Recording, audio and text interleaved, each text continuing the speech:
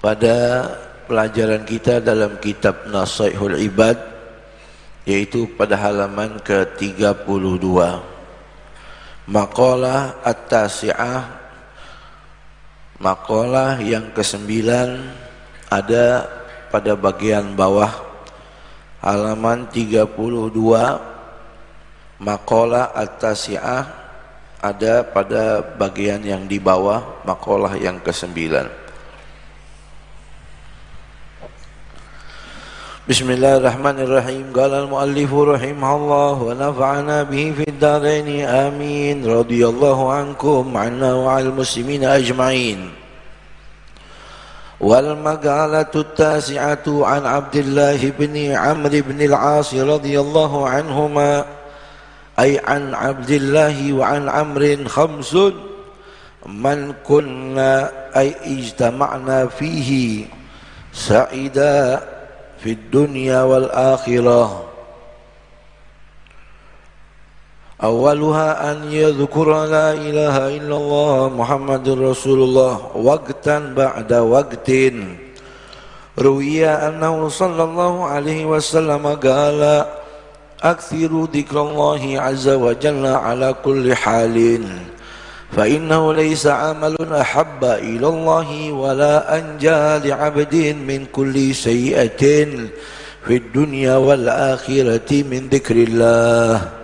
رواه ابن صرصري. وإذا ابتلي ببلية قال إن لله وإنا إليه راجعون ولا حول ولا قوة إلا بالله العلي العظيم. روي أنه صلى الله عليه وسلم قال لا تكثروا الكلام بغير ذكر الله فإن كثرة الكلام بغير ذكر الله قسوة القلب وإن أبعد الناس من الله القلب القاسي. رواه الترمذي. وإذا أعطي نعمة قال الحمد لله رب العالمين شكرا للنعمة. عن سمرة بن جندب رضي الله عنه قال رسول الله صلى الله عليه وسلم أحب الكلام إلى الله 4: سبحان الله والحمد لله ولا إله إلا الله والله أكبر لا يضرك بأيهن بدأت. أخرجه مسلم والنسائي. وروي أنه صلى الله عليه وسلم قال قولوا لا إله إلا الله والله أكبر وقولوا سبحان الله والحمد لله وقولوا تبارك الله فإنهن 5 لا يعدلهن شيء.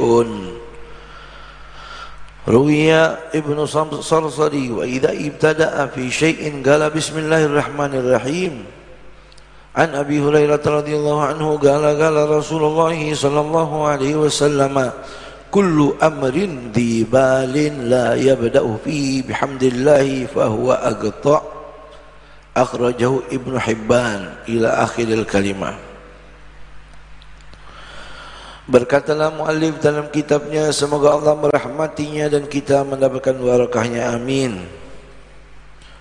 Maqalah At-Tasi'ah halaman 32. Maqalah yang ke-9. An Abdullah bin Amr bin al-As radhiyallahu anhuma, semoga Allah meridainya dan kita mendapatkan barakahnya, amin. Dari Abdullah bin Amr ibn al-As, salah satu sahabat Rasul, anak daripada sahabat yang bernama Amr. Beliau punya anak namanya Abdullah. Salah satu sahabat Rasul yang dikenal keilmuannya dan dikenal akan bacaan Al-Quran dan dakwahnya. Dahulu namanya Al-As. Ketika Nabi mengetahui namanya Al-As, diganti menjadi Abdullah bin Amr ibnul As. Meninggal dunia pada tahun 63 Hijriah Ulama lain sepakat mengatakan pada tahun 95 Hijriah. Antara beliau dengan ayahnya yang bernama Amr beda tipis umurnya 12 tahun. Beliau mengatakan, semoga Allah meridai mereka berdua dan kita mendapatkan barokahnya, amin. An Abdullah wa an Amrin khamsun, ada 5 hal, man kunna, siapa orang yang memiliki, ijtama'na, memiliki 5 perkara, fihi sa'ida fid dunya wal akhirah, maka dia akan gembira, akan bahagia fid dunya wal akhirah. Barang siapa yang punya 5 hal, dia akan bahagia dunia akhirat. Awaluha, yang pertama, an yadhkura la ilaha illallah Muhammadur Rasulullah. Yang pertama adalah berzikir, mengucapkan la ilaha illallah Muhammadun Rasulullah, waktan ba'da waktin, waktu demi waktu. Ruwiya annahu sallallahu alaihi wasallam qala, diriwayatkan dalam hadis baginda Nabi kita Muhammad sallallahu alaihi wasallam, aktsiru dzikrullah, perbanyaklah kalian berzikir pada Allah azza wa jalla, ala kulli halin, di setiap keadaan. Fa innahu, karena sesungguhnya, laisa amalun, tidak ada amal, ahabbu ilallah, yang lebih disukai oleh Allah, wala anja, dan lebih menyelamatkan, li'abdin, bagi seorang hamba, min kulli syai'atin, dari segala kejahatan, fid dunya wal akhirah, di baik di dunia maupun akhirat, min dzikrillah, daripada zikir kepada Allah Subhanahu wa taala. Jadi kita disuruh untuk memperbanyak zikir kepada Allah, la ilaha illallah Muhammadun Rasulullah. Ini ra'sut tauhid, ya, pokok daripada tauhid, la ilaha illallah, a'zamu arkanil Islam, yang menjadi tonggak, ya, keutamaan rukun Islam, la ilaha illallah Muhammadun Rasulullah. Kenapa dikatakan paling utama? Karena andai kata orang dosanya seperti gunung, kata Nabi, sebelum meninggal dunia dia ucapin la ilaha illallah Muhammad Rasulullah, maka sorganya Allah tempatnya, selesai. Dosanya seperti gunung, ya, sebelum meninggal dunia yang keluar terakhir la ilaha illallah Muhammad Rasulullah, maka dibersihkan dia dari dosa, tempatnya sorganya Allah. Tuh, ini yang pertama, la ilaha illallah Muhammadun Rasulullah, waktan ba'da waktin, waktu demi waktu, waktu demi waktu. Dalam athar disebutkan Imam Ibn Abbas radhiyallahu anhu qala Rasulullah SAW, al-lailu wan nahar arba'u wa ishruna sa'atan. Ini di sini dalam kitab ditulis waktan ba'da waktin, waktu demi waktu. Kita disuruh baca la ilaha illallah Muhammadun Rasulullah. Dalam riwayat athar disebutkan al-lailu wan nahar, siang malam itu arba'u wa ishruna sa'atan, 24 jam. Wa la ilaha illallah Muhammadur Rasulullah arba' wa ishruna harfa. La ilaha illallah Muhammad Rasulullah itu ada 24 huruf. Man qala la ilaha illallah Muhammad Rasulullah, barang siapa orang baca itu kalimat la ilaha illallah Muhammad Rasulullah, kaffarallahu kulla harfin dzunub sa'ah, Allah akan ampuni dosa orang tersebut setiap jamnya. La yabqa alaihi dzambun ay kullu yaumin awil laila, maka tidak tersisa sedikit pun dosa baik di siang maupun malam. Jumlah hurufnya 24 huruf la ilaha illallah Muhammad Rasulullah, sebagaimana jumlah waktu kita sehari semalam 24 jam. Ya, kita baca bareng-bareng dengan khusyuk. La ilaha illallah Muhammadur Rasulullah, la ilaha illallah Muhammadur Rasulullah, la ilaha illallah Muhammadur Rasulullah, la ilaha illallah Muhammadur Rasulullah, la ilaha illallah Muhammadur Rasulullah, la ilaha illallah Muhammadur Rasulullah, la ilaha illallah لا إله إلا الله محمد رسول الله، لا إله إلا الله محمد رسول الله، لا إله إلا الله، لا إله إلا الله محمد رسول الله صلى الله عليه وسلم. Ya, kita baca 11 kali tadi itu. Jadi andai kata kita baca 24 kali, dosa siang malam kita Allah ampunin melalui la ilaha illallah Muhammad Rasulullah. Ini jadi wiritan, saudara.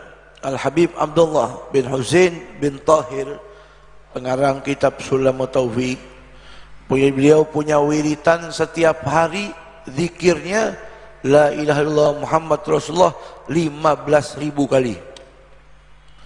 Sahibul Ratib Al-Habib Abdullah bin Alawi Al-Haddad disebutkan dalam syarah Ratib, beliau punya wiritan setiap selesai salat zuhur baca la ilaha illallah Muhammad Rasulullah 1000 kali setiap selesai salat zuhur.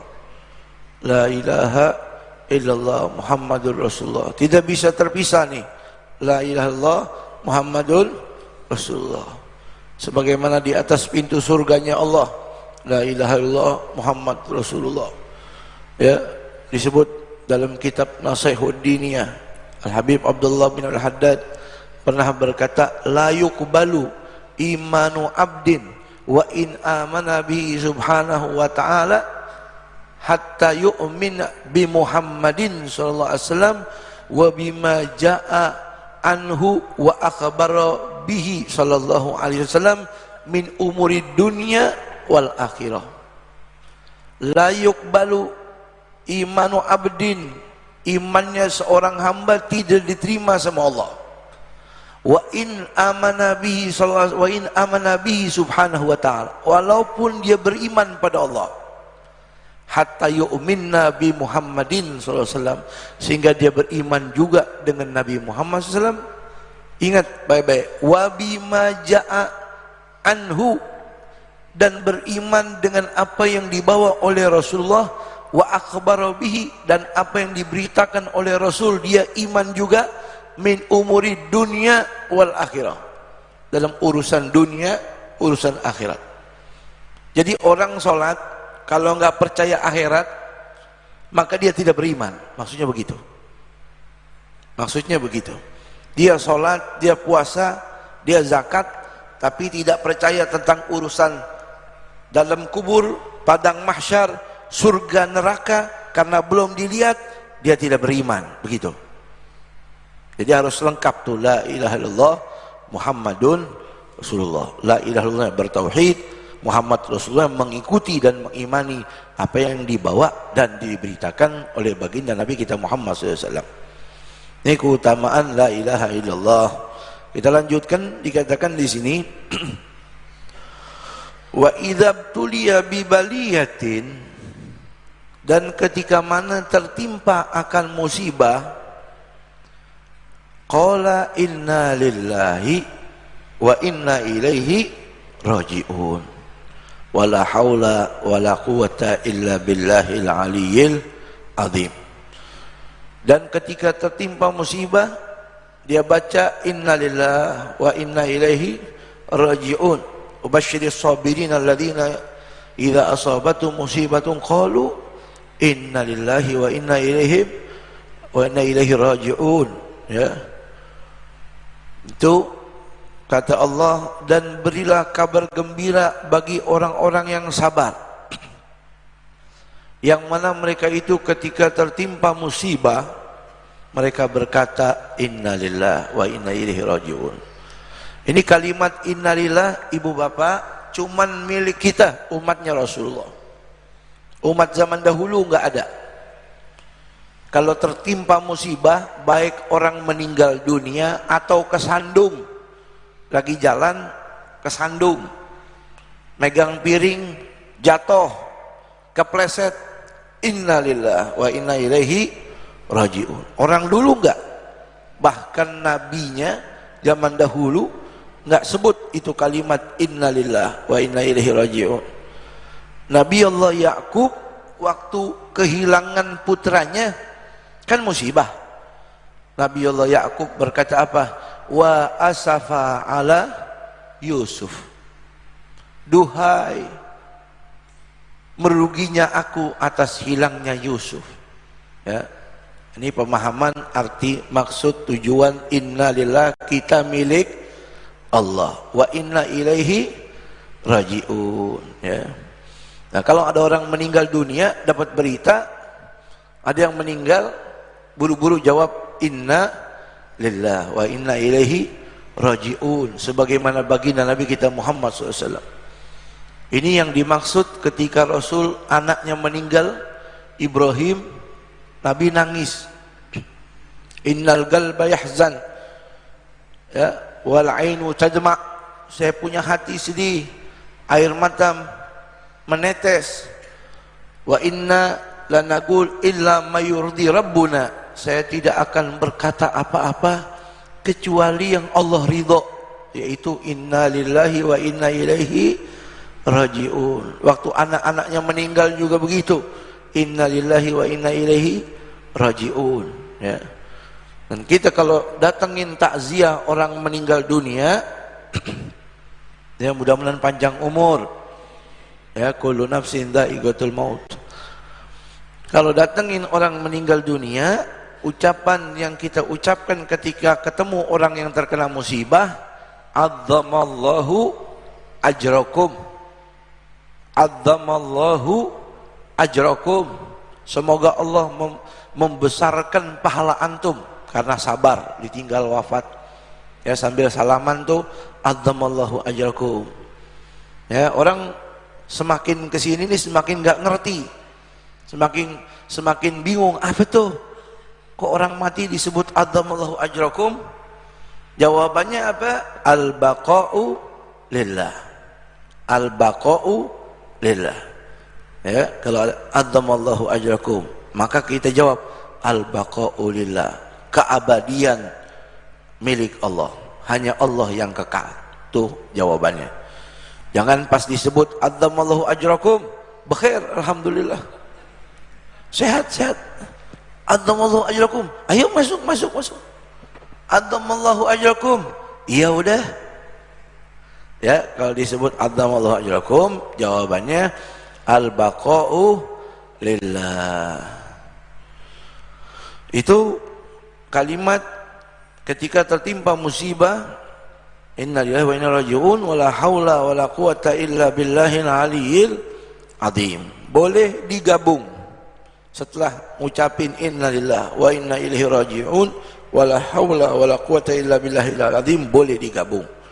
Ya, hauqalah itu artinya pas, tiada daya dan upaya illa billahil aliyyil azim, kecuali melalui kekuatan Allah yang dat yang maha tinggi dan maha agung. Kalau dijadiin wiritan boleh nggak Beb? Bagus. Dikit-dikit la haula wala quwata illa billahil azim, la haula wala quwata illa billahil azim. Kata Nabi dalam riwayat Imam Ibnu Abi Dunya, la haula wala quwata illa billahil azim da'un min tis'a wa tis'ina da' aisaruha alham. Itu baca la haula wala quwata illa billahil azim, obat bagi 99 penyakit. Ya, saya ulangin, la haula wala quwata illa billahil azim, kata Nabi, itu obat bagi 99 penyakit, aisaruhal ham, yang paling mudah untuk diobati dengan obat la haula wala quwwata illa billah adalah sumpek.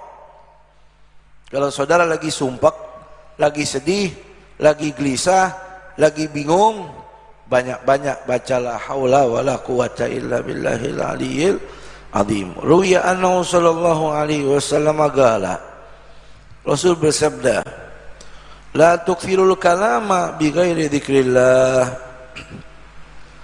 Jangan banyak berbicara selain zikir pada Allah. Fa inna kathratal kalami bi ghairi dzikrillah ghaswatul qalbi. Karena terlalu banyak berbicara itu bi ghairi dzikrillah, yang kosong daripada zikir pada Allah, ghaswatul qalbi, ya, mengeraskan hati. Wa inna ab'adan nasi minallahil qalbul gasi. Dan orang yang paling jauh dari Allah, al-qalbul gasi, orang yang punya hati keras, ya, hatinya berkarat. Ini orang yang paling jauh sama Allah. Dengar azan enggak terpanggil, diajak sholat enggak mau, dengar pengajian ogah, sama ulama benci. Ini orang yang punya hati gaswah. Nauzubillahi min dzalik. Enggak pernah menangis.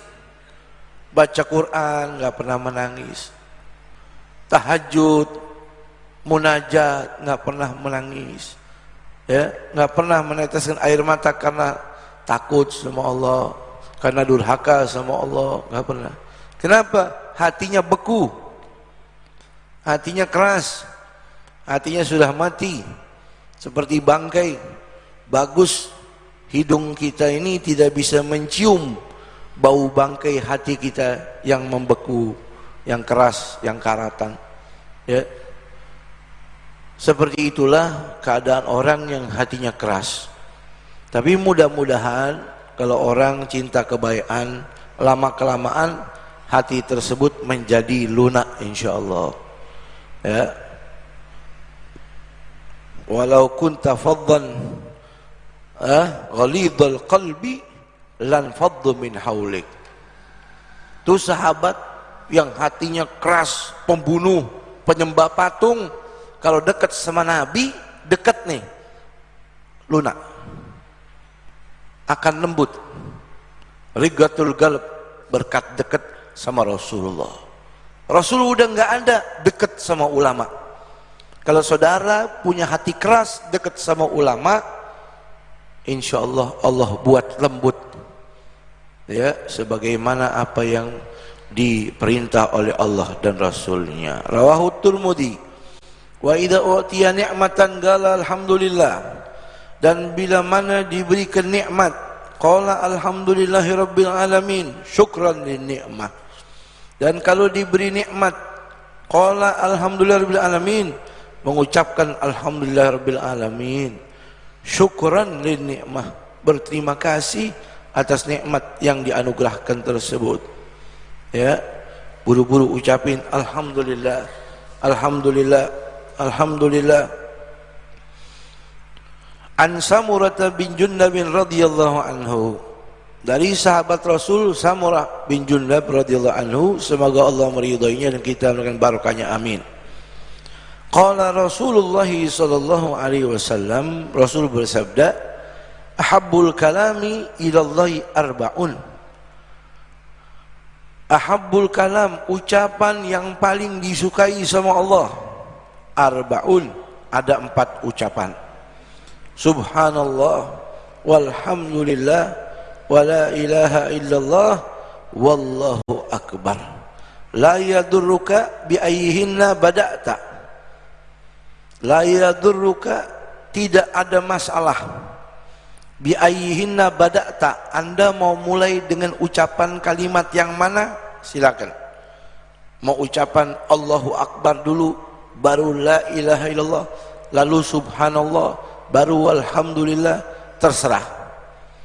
Ya, ini semua ada fadilahnya. Ya, kalau Sayyidina Abu Bakar, sahabat Rasul, dikenali selalu mengucapkan Alhamdulillah. Kalau Sayyidina Umar selalu dikit-dikit mulutnya Allahu Akbar, Allahu Akbar, Allahu Akbar. Kalau Sayyidina Utsman dikit-dikit Subhanallah, Subhanallah, Subhanallah. Kalau Sayyidina Ali bin Abi Thalib dikit-dikit La ilaha illallah. Al-Baqiyatus Shalihat, 4 wirid ini ada di lisan sahabat-sahabat Rasulullah SAW. Itu di dalam kitab Ghayatul Qasdi wal Murad, Manaqib Habib Abdullah bin Alawi Al-Haddad, beliau itu saking enaknya baca la ilaha illallah, kebawa setiap waktunya. Kalau ngomong dikit-dikit la ilaha illallah, la ilaha illallah, la ilaha illallah. Lagi ngobrol sama orang dikit-dikit la ilaha illallah, la ilaha illallah.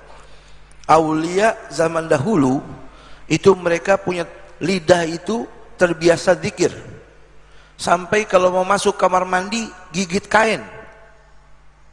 Kenapa? Mulutnya nggak berhenti ngucapin Allah, Allah, Allah, Allah. Jadi kalau masuk kamar mandi takut dosa, jadi dia gigit kain biar nggak nyebut Allah di dalam kamar mandi. Sampai seperti itu mulut-mulut mereka, ya. Sampai dikatakan oleh ulama, kalau orang ahli zikir terutama dimanapun, tapi terlebih utama ketika dia masuk dalam rumahnya. Imam Fakihani berkata, kalau orang masuk ke rumah ucapin Assalamualaikum, lalu dia buka dengan kalimat La ilaha illallah fa innaha tanfil faqra, itu akan menghindarkan daripada kefakiran. Jadi bisa diamalin tuh. Kalau kita masuk rumah kita, habis ucapin Assalamualaikum, masuk kaki kanan, buru-buru ucapin La ilaha illallah. Lanjutkan dengan Allahumma sholli ala Sayyidina Muhammadin wa ala ali Sayyidina Muhammad. InsyaAllah rizkinya Allah kasih barokah. Ya, ini boleh diamalin. Ya, boleh diamalin.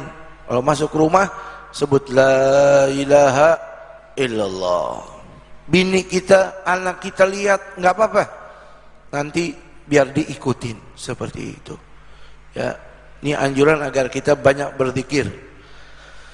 Akhrajahu Muslimun wan Nasa'i wa ruwiya annahu sallallahu alaihi wasallam qala qulu la ilaha illallah wallahu akbar wa qulu subhanallahi walhamdulillah wa qulu tabarakallahu fa innahunna khamsun la ya'diluhunna syai'un. Rawahu Ibnu Sarsari.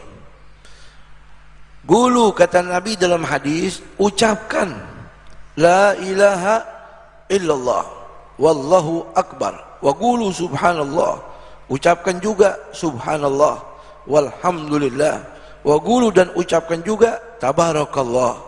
Fa innahunna, itu kalimat khamsun la ya'diluhunna syai'un, itu 5 kalimat baru saja tadi. La ya'diluhunna syai'un, keutamaannya tidak sebanding dengan apapun. Masya Allah, tidak sebanding dengan apapun, saking besarnya la ilaha illallah wallahu akbar subhanallah walhamdulillah, ya. Dan ucapan tabarakallah. Tabarakallah bimakna al-am, makna yang umum. Seperti apa? Barakallahu fiik, ya. Barakallahu fiik, atau tabarakallah. Ini kalimat yang pahalanya besar. Subhanallah walhamdulillah wa la ilaha illallah wallahu akbar tabarakallah, ini keutamaan yang sangat besar. Makanya jangan tinggalin, terutama selesai sholat. Subhanallah 33, alhamdulillah 33, Allahu akbar 34. Jangan tinggal, terutama setelah sholat wajib. Kalau Anda jadi imam di masjid, baca yang keras, mau zuhur mau asar. Jangan lihat siapapun yang hadir. Orang mau ikutin bagus, mereka nggak ikutin nggak ada urusan. Yang penting biar orang tahu ini sunnahnya Rasulullah. Tujuannya itu. Allahumma antas salam, gassalam, ikaudus salam, fahina rabbul salam. Setelah itu baca ya, subhanallah. Ya, pegang tasbih enggak masalah, biar orang ikutin. Jangan habis salat diem. Jangan jadi imam. Imam itu liyu'tamma bih, liyuqtada bih, untuk diikutin. Kalau selesai salat ente diem, jadi makmum aja. Kalau enggak syariat habis, mati. Jadi fi baitin adzinallah an turfa'a wa yudhkara fiha ismuh.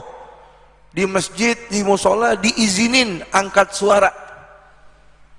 Diizinin angkat suara menyebut nama Allah. Zikir, enggak ada masalah.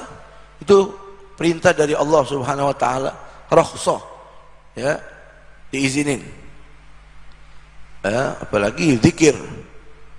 Wirid yang sebagaimana dianjurkan dan diperintah oleh Rasulullah sallallahu alaihi wasallam. Rawahu Ibnu Sarsari. Wa idza ibtada fi syai'in, kalau memulai sesuatu, qala bismillahirrahmanirrahim, membaca bismillahirrahmanirrahim. An Abi Hurairah radhiyallahu anhu qala, dari Imam Abu Hurairah radhiyallahu anhu, semoga Allah meridainya dan kita mendapatkan barokahnya, amin. Beliau berkata, qala Rasulullah sallallahu alaihi wasallam, kullu amrin dibalin la yabda'u fi bismil bihamdillahi fahuwa aqta. Segala perkara yang baik, kullu amrin dibalin, segala perkara yang memiliki kebaikan, la yabda'u fihi bihamdillah, yang tidak diawali di dalamnya dengan kalimat alhamdulillah, fahuwa aqta, maka terputus. Akhrajahu Ibnu Hibban. Ya, baik bismillahirrahmanirrahim, demikian juga alhamdulillah. Segala sesuatu yang baik diawali atau ditutup dengan bismillahirrahmanirrahim, dengan alhamdulillahirrahmanirrahim, menjadi berkah. Mafhumnya seperti itu. Ya, mau makan, mau tidur, mau beramal saleh, macam-macam dah. Sampai jima pun kita dianjurkan baca bismillah. Ya, kalau kita wudu, kita ulama fuqaha lupa baca bismillah, ingatnya di tengah-tengah, masih boleh baca bismillahirrahmanirrahim. Atau setelah lupa, setelah wudu baru ingat, boleh dibaca bismillahirrahmanirrahim. Ya. Tapi kalau di jima, lagi bersenggama, tengah-tengah sedang olahraga tuh, ingat nggak boleh dibaca bismillah, tapi awal, agar tidak dibarengi dengan iblis atau setan. Ada orang, saudara, diajak ibadah nggak mau, diajak ibadah dipaksa nggak mau, tapi yang namanya kejahatan, oh gampang, nggak pakai disuruh, nggak pakai dibayar. Bagaimana caranya? Orang tua udah doain jadi anak soleh, nggak bisa. Kenapa? Dulu waktu ente bikin lupa zikir sama Allah, gitu aja selesai. Talabas, campur tuh sel telur manusia sama iblis, susah diajak lempeng, nggak bisa. Sampai ujung-ujungnya matinya su'ul khotimah. Mudah-mudahan Allah selamatin kita, anak cucu keturunan kita. Ya, makanya kok bisa begitu, Bib? Bisa talabas, bisa campur. Ketika bersenggama setan ikut. Iya, makanya Nabi berdoa apa? Allahumma jannibna syaitan wa jannibis syaitan minna. Ya Allah, hindarin saya daripada setan. Maka dianjurin kita kalau buka pakaian, bacaannya apa? Bismillahilladzi la ilaha illa huwa. Kalau kita di kamar mandi, bacanya dalam hati. Bismillahilladzi la ilaha illa huwa. Ya, perbedaan kita dengan orang kafir di mana tempat telanjang. Betul? Di mana tempat telanjang dia. Enggak punya sifat malu sama Allah Ta'ala. Tapi orang yang beriman, dia punya sifat malu. Dia tutupin auratnya, tidak lepas daripada zikir. Dikit lagi dikatakan di sini, Wa idza afrata minhu dzamban. Dan jikalau mana dia jatuh di dalam melakukan perbuatan dosa, ya, ay aktsara dzamban sadiran minhu, lupa melakukan dosa, muncul sadiran, muncul darinya dzamban, dosa, qala astaghfirullahal azim wa atubu ilaih, ya, membaca istighfar, salah ucap astaghfirullahal azim, salah melakukan sesuatu astaghfirullahal azim. An Anas bin Malik radhiyallahu anhu qala qala Rasulullah sallallahu ala adullukum ala da'ikum wa dawaikum inna da'akum ad-dunubu wa dawa'ukum al-istighfar, rawahu Dailami. Ala, ingatlah, adullukum, ku beri kalian petunjuk, saya kasih ilmu nih, kata Nabi, ala da'ikum wa dawaikum, penyakit kalian dan obat penawar untuk kalian. Inna da'akum ad-dunubu, penyakit racun kalian adalah dosa, perbuatan dosa. Wa dawa'akum al-istighfar, dan obat untuk kalian, penawar dari racun itu adalah istighfar. Riwayat Imam Dailami. Wa an Ibnu Abbas radhiyallahu anhu maqala qala Rasulullah sallam man lazimal istighfar, barang siapa yang melazimkan istighfar, ja'alallahu lahu min kulli dzikrin makhraja, Allah jadikan dalam segala perkaranya yang sempit, makhraja, ada solusi dan jalan keluar. Wa min kulli hammin, dalam setiap kesumpekan, faraja, ada kegembiraan. Wa razaqahu min haitsu la yahtasib, dan Allah berikan rezeki kepadanya dari jalan yang dia tidak sangka-sangka. Ya, banyakin baca istighfar.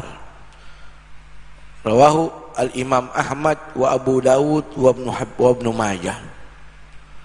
Riwayat Imam Ahmad, Abu Dawud, Ibnu Majah. Istighfar. Nabi, Masya Allah, kita malu sama Nabi. Nabi itu duduknya nggak kurang daripada 70 kali istighfar. Kata sahabat, saya duduk di samping Nabi, kedengeran tuh Nabi lagi ngucapin astagfirullahaladzim, astagfirullahaladzim, astagfirullahaladzim, astagfirullahaladzim, astagfirullahaladzim. Itu Rasul yang udah bersih daripada dosa. Kalau Nabi berjalan, istighfarnya nggak kehitung. Makanya kita kalau lagi di jalan, bawa motor, bawa mobil, jangan tinggalin sama dzikir. Baca subhanallah, subhanallah, subhanallah. Ya, seperti itu. Dulu saudara ada ibu-ibu, tandain tuh di situ. Ada ibu-ibu, suaminya bukan orang baik, tapi istrinya nih luar biasa solehanya. Selalu baca Bismillahirrahmanirrahim, Bismillahirrahmanirrahim. Kalau selesai dari sesuatu, alhamdulillah, alhamdulillah. Suaminya kerjaannya mabok. Kata istrinya, wahai suamiku, tobat dong, sholat. Ini suami tetap dalam keadaan seperti itu. Dan istrinya soleha, mulutnya nggak berhenti dari zikir. Sampai pada satu hari nggak ada makanan yang bisa dimakan. Dia ngomong sama suaminya, hai suamiku, nih rumah udah nggak ada makanan, ente cari makanan. Ngapain kak? Cari, ikhtiar. Akhirnya suaminya keluar dari rumahnya bawa pancingan, pergi ke laut, mancing di laut, dapat satu ikan yang besar. Sampai di rumah dikasih ke bininya, wahai istriku, ini ikan, silahkan diolah. Sama istrinya, dia pegang pisau, Bismillahirrahmanirrahim. Mau potong ikan tuh, mau dibuka perutnya, Bismillah. Ketika dibuka, ternyata isinya mutiara. Itu ikan isinya full, penuh dengan mutiara. Ketika melihat itu ikan, isinya seperti itu, dia kaget. Dia bilang, wahai suamiku, ente dapat ikan dari mana nih? Dari laut. Kenapa? Ini perutnya isinya semua mutiara yang harganya mahal. Isinya mutiara yang begitu istimewa. maka hari itu Allah limpahkan barokah menjadi orang yang kaya raya berkat zikir yang selalu keluar dari lisan istrinya. Hari itu juga sang suami taubat kepada Allah. Ya, jadi lazimkanlah zikir di mulut kita ini, sehingga kita masuk dalam kategori firman Allah, wadzakirina Allaha katsira wadzakirat. Mudah-mudahan amin ya rabbal alamin. Wallahu a'lam bissawab. Rabbi zidni ilma.